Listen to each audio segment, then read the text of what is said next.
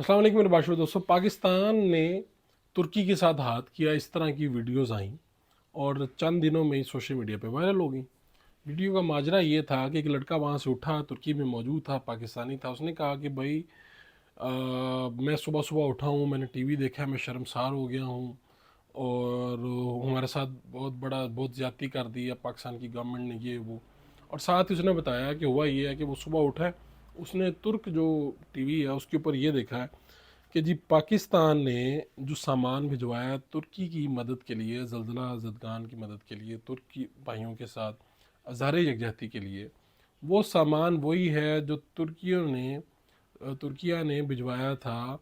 हमारा जब सैलाब आया था तब उन्होंने हमारी मदद के लिए जो वहाँ से जहाज़ वगैरह भिजवाया था वही सामान था, और उसी को दोबारा पैक करके तुर्की की मदद करने के बहाने यहाँ से भेज दिया गया। तो मैंने खुद जब ये वीडियो देखी, ये सोशल मीडिया पर वायरल हो रही थी, कुछ साफियों ने लगाई, तो मैं बड़ा हैरान और परेशान हुआ कि पाकिस्तानी गवर्नमेंट कितनी नाअहल और कितनी बेहुदा हरकत उन्होंने की है और तुर्कियों के ऊपर क्या गुजरी होगी। इसके साथ ही मैंने डॉक्टर शाहिद मसूद साहब की प्रोग्राम का क्लिप देख लिया जिसमें उन्होंने इस खबर की तफसील बताई, और उन्होंने भी इस लड़के की जो वीडियो है उसकी तस्दीक की और पूरे जाहो जलाल के साथ इसकी तस्दीक कर दी और आगे चला दी। अब मैंने क्या किया कि मैंने गूगल पे जाके ये ख़बर सर्च की कि क्या वाकई तुर्क मीडिया ने ये अ, हमारे यहाँ बुरा मनाया है और गुस्से का इजहार किया है, और ये अगर सारी सिचुएशन हुई है तो ये तो बड़ी हमारे लिए परेशान कुन सूरत हाल है। तो मुझे तुर्क मीडिया की कहीं पे भी कोई ऐसी चीज़ नहीं मिली कि कोई ख़बर चली हो और ऐसा कोई मामला सामने आया हो। फिर मैंने मुख्तलिफ दोस्तों से बात भी की जो गवर्नमेंट सेक्टर में है या इससे रिलेटेड है, तो उन्होंने कहा है कि ये मुकम्मल तौर पे एक झूठी अफवाह है, झूठी वीडियो है। अलबत्ता मैं वो देखता रहा कि उस लड़के की वीडियो जो है वो सोशल मीडिया पे और ट्विटर के ऊपर वायरल होती रही। तो अब वो उसकी हकीकत पता चली है कि वो लड़का ज़रा तहरीक इंसाफ का रुझान रखने वाला लड़का था, और ज़ाहिर बात है कि इनसे पीडीएम वगैरह से नफ़रत थी उसकी अपनी जगह पे।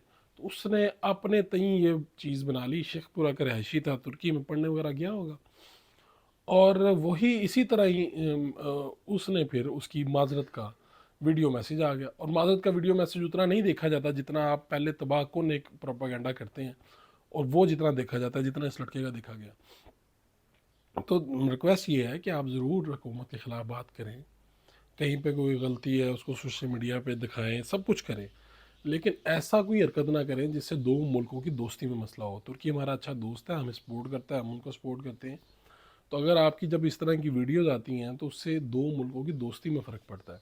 मैंने बहुत से लोगों के बयान देखे जिन्होंने इसकी मजम्मत की, और फिर शाहिद मसूद साहब की माफ़ी भी आ गई। डॉक्टर शाहिद मसूद साहब इससे पहले भी एक मामले में फंस चुके हैं बुरी तरह से, और उसमें उन्हें जेल भी जाना पड़ा था। वो मामला था कि कसूर में जिस छोटी बच्ची के साथ ज़्यादती हुई थी।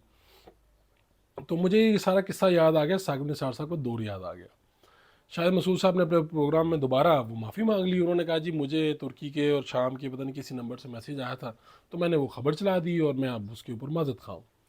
तो मुझे याद आया कि मामला ये हुआ था कि कसूर में बच्ची के साथ ज़्यादती हुई थी, और इन्होंने कहा था कि वो जो मुलजिम है वो अकेला नहीं है, एक नेटवर्क है, अरबों रुपए हैं, ये है वो है। तो इस केस में इन्होंने बातें कर दी।